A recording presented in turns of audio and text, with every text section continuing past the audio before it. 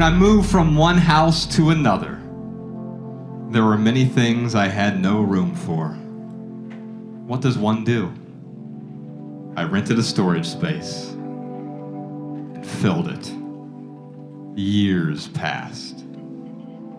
Occasionally I went there and looked in, but nothing happened.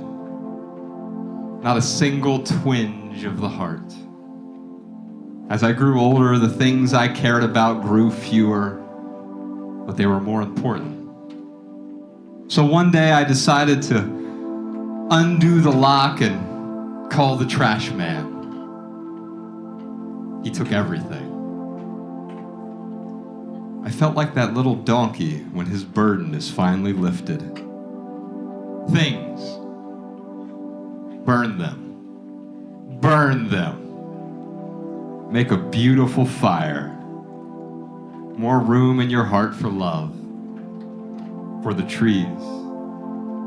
For the birds who own nothing. Which is the reason they can fly. There we are. Blue shirt. One sec. She's bringing a microphone over to you, okay? I have short legs. I'm sorry. Takes me a minute. Howdy, what's your name? Hi, I'm Robin, and I'm born and raised in LA. So we're not quite as connected to all the consumerism that some people say we are. And anyway, I was cringing when you were reading the poem where the woman said she had the junk people come and take everything out of the storage unit. Because for me, part of living simply and the simplicity movement, which we used to call it 25 years ago, it's also about that the consumerism isn't just to be wasteful. Yes. And that things like Trash Nothing and other groups, it's we don't throw things away, things that other people can use. And I find it offensive when people talk about just, there's one thing to throw it away and there's one thing to share it with others.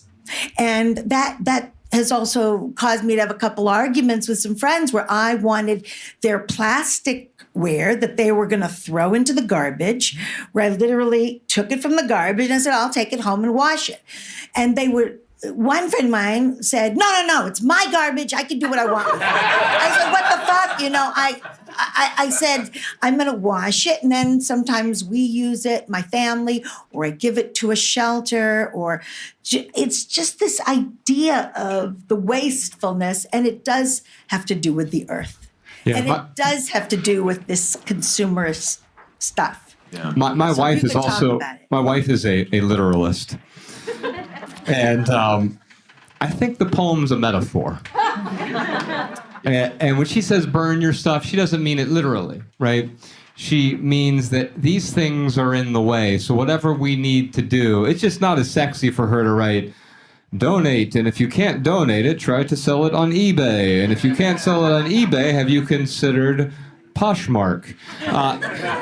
And also, this is something that may not apply in every situation, but if I may, it could apply in these particular conditions here. And now I'm getting really boring because I'm trying to be so precise that I cover everything and hedge my bets. I no longer become the kind of person that's worth listening to when I write. So the line is things. Burn them, because you're making more room in your heart, right? But I was talking about the line about the yes. truck Yeah. coming and taking it all. Yeah. Taking it They can't hear you. There's no microphone. Dumpster. This idea, it was the dumpster line. You know, Yes. These guys are going to come, take her stuff, take it to the dumpster. Yes. It wasn't the burning. What was the principle you mentioned a few moments ago, TK? Don't make me do this, man. You should just quote me instead of making me say it. It's mind your own business. Rule number 2. And so the point is that this is a metaphor. A metaphor for what? We don't mean literal room in our hearts, right? It's making room for what's truly important. And however you want to get rid of your things, I'm all for it. You know, when I talk about how to let go of possessions, the way that I do it is I try to sell it. If I can't sell it in 7 days, I lower the price. If it doesn't sell in 30 days, then I will donate it. If the person If I can't donate the thing, then I'll do my best to recycle it. And you go through that entire process. Occasionally, there'll still be things that are trash. And I'm not going to hold on to trash. And so I will let that go, and it will end up in a landfill. But when I follow that process, that allows me to reappropriate the things, repurpose the things, so they do find a home. If I'm not getting value from something, you're absolutely right. It doesn't mean that someone else won't get value from it. And I think that's important to recognize. There are plenty of things that I own that if I gave it to you, you'd be like, what is this clutter? I don't want this, right? And so when she says, burn the things, trash the things, it's a metaphor for making room for what's going on in our hearts. Our hearts are very cluttered, emotional clutter, spiritual clutter, psychological clutter, all this internal clutter is going on inside us. And by dealing with what's going on around us, we're finally able to free up what's going on inside.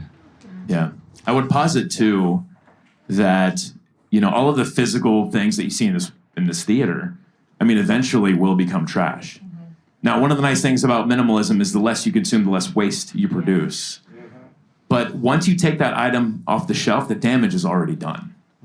And it does matter how you get rid of certain, like batteries, you want to recycle them properly. You want to give things to donation stores if you can to be reused and things like that. But it doesn't matter how you're getting rid of your things. The damage to the planet, I would say, has mostly been done already. Did you enjoy this standalone Patreon highlight? If so, you can listen to full episodes of the Minimalist Private Podcast, available exclusively on Patreon.